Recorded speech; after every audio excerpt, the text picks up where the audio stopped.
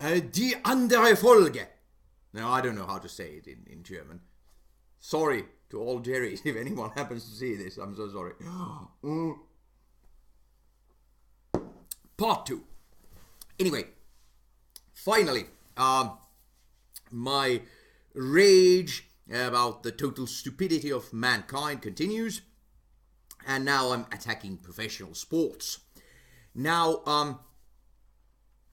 I do have to confess that it wasn't like with films with me. I'm so sorry. You know, if you're about the same age as I am, I've seen more films than you have. And I feel that of my own generation, I had a world record in films seen during the first 30 odd years of my life. And then I just had enough. I stopped, and it's only accidentally that I've watched films, you know, after that. I just couldn't be less interested.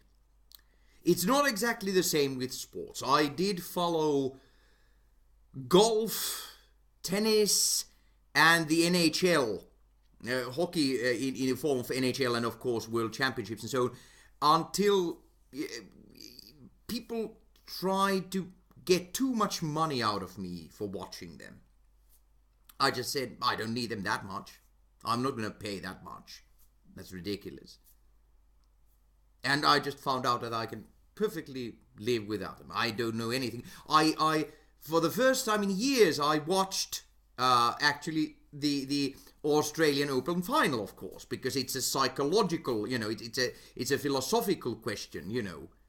Will Federer, Nadal should have only 2 Grand Slams. All the others have been a gift from Roger Federer, who for some reason developed a psychological block of Nadal, who as a tennis player is nowhere, is not in the same galaxy with Roger Federer.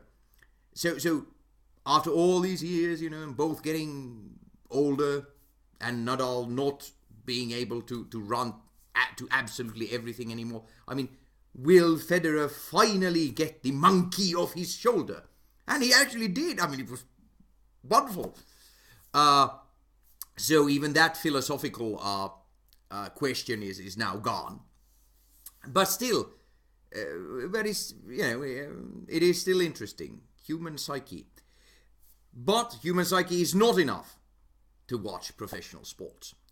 I do have to say that I don't think they really should exist. Again, I have to admit that, for several decades I myself followed professional sports. I can't really explain it. In the sense, what made me follow them? It could be even because a cute girl followed them when I was young, and, just like going dancing, which is stupid as heck, I started following hockey or something because I wanted to be at the same place with the cute girl. I don't remember, okay? I don't know how it started. Can't remember. But the basic idea, and again, I'm not trying to condemn sport. I can promise you, when I'm not doing this or taking care of family, I'm actually doing sports. Even though I don't look like it, I'm a very sporty guy. I love sports. Now we're talking professional sports. The idea of actually the whole idea of competition is totally ridiculous. You don't need competition for anything. Competition in everything is bad. Doing sports is beautiful, outstanding, and if you happen to do something better than somebody else, you can go, okay, I'm pretty good at that. He's good in this, that guy's good at that. I'm good at this. Everything fine. You don't need competition for anything, in anything. It's somebody might say that it is natural, that life is a competition. Life on Earth has been a competition, to which somebody might say that see where it has taken us. On the total brink of extinction. Which again, isn't evolution at that point, if it has led to total destruction. Again, if evolution would have some sort of philosophy or some sort of opinion, wouldn't it have failed miserably? So anyway, it's competition. And then after that, firstly, humans, especially in the neoliberal, they love this system where babies are started, to compete against one another. They love the system at the moment. But firstly, starting to compete in sports in school, and then, people actually becoming professional, and others watching others instead of actually, moving themselves and doing sports themselves. They watch other people do it. Pretty much, the whole thing is pretty crazy, actually. But anyway, let's leave that aside. The fact that it pretty much shouldn't exist, competitive sport, it does us more, harm than good, shouldn't really exist. Doesn't make any sense. Of all the awful side effects that have come with professional sports. Huge contracts. Most athletes are actually idiots. They're very good at one sport or another, but practically in everything else, they're stupid as hell. They have huge influence over people and people's lives, even though they're stupid as Donny Tiny Hands. And, and they get rich. Money is also influence. People who shouldn't get rich because they're idiots. Who end up hurting with all the money and influence they have. Well, of course, now we're talking with a person who thinks that, let's say 10 million, but still, absolute max. If somebody makes more than 10 million, let's say in dollars, everything else taxed away in the whole world. But still,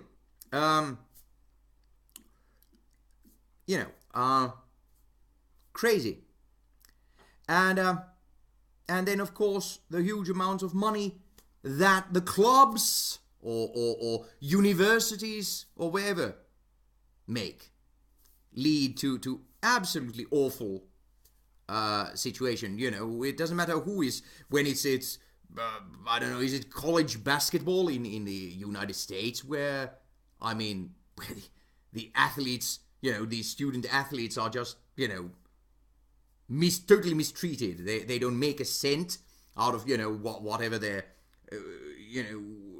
what they're doing. They're actually playing the game, but also, nobody's taking good care of their actual academic record. They just get scholarships and so on. The whole idiotic world that has come out of the fact that you have professional sports and then you have your typical businessmen getting in the mix and trying to make as much money out of it.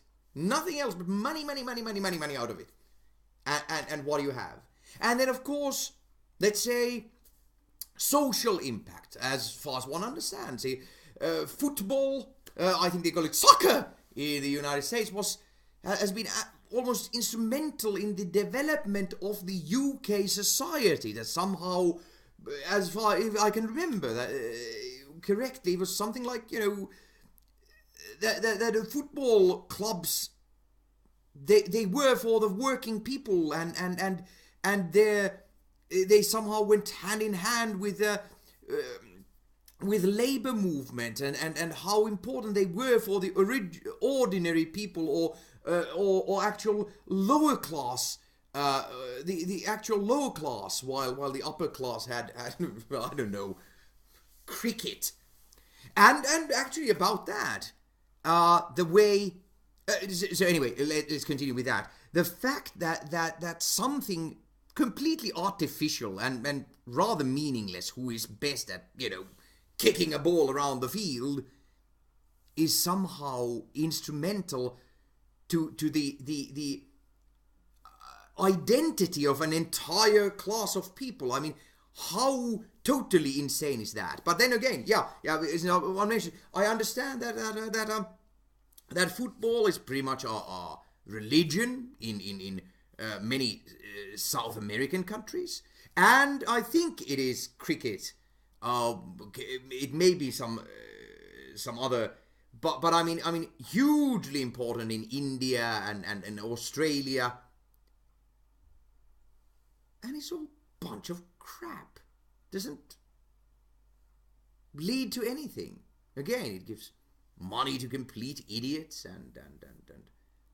and destroys the lives of athletes who don't get a proper education, or nobody gives them proper education. Athletes are usually always young people. They're surrounded by people who talk total crap to them, make them, really unpleasant people. And none of this crap in any way helps. You may say that, that the clubs and athletes, that they do charity. Well, I mean, you can always do charity. You could have something else and still have charity. Not to mention that if you would just divide the properties in the world and goods in the world equally between all citizens of the world, you actually wouldn't need charity, because everybody would have something. So you wouldn't need to have charity anymore. So, no, that won't wash.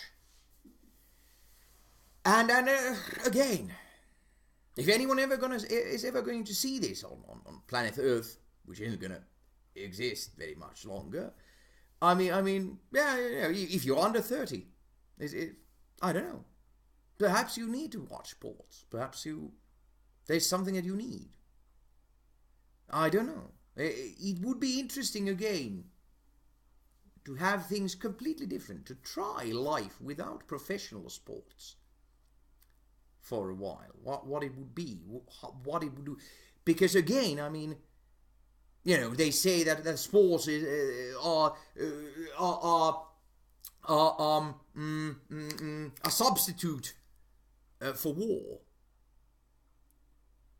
Well, shouldn't we try and get rid of our warlike instincts? The fact that they are continuously, and if you watch, something like football hooligans, you should understand that they are. Why? Again, and I understand why countries like the United States want them fed, but why would these most negative of our urges, why should they be continuously fed with this mindless crap? Because mindless crap it is, okay? Somebody wins anything. Let's say the Stanley Cup this year. Somebody else next year. It's the same thing again. And you're supposed to be excited for seeing exactly the same thing happen again. And then somebody makes up all these statistics, and they're supposed to mean something, even though they really don't mean much. And then everybody talks of history and somebody chasing history and so on, even though the history has just been created by you people, who now say it's historic. If you understand that professional sports doesn't really matter, and all these statistics don't really matter, they're not going to save the world, don't matter a toss, then it's not really very historic, is it? So, again, leads to violence, stupidity. It distracts people from actual problems, shortens their memory, because, pretty much the same things happen every year. I mean, it's unbelievably repetitive crap. I mean, one reason for the total stupidity of mankind. Pro sports.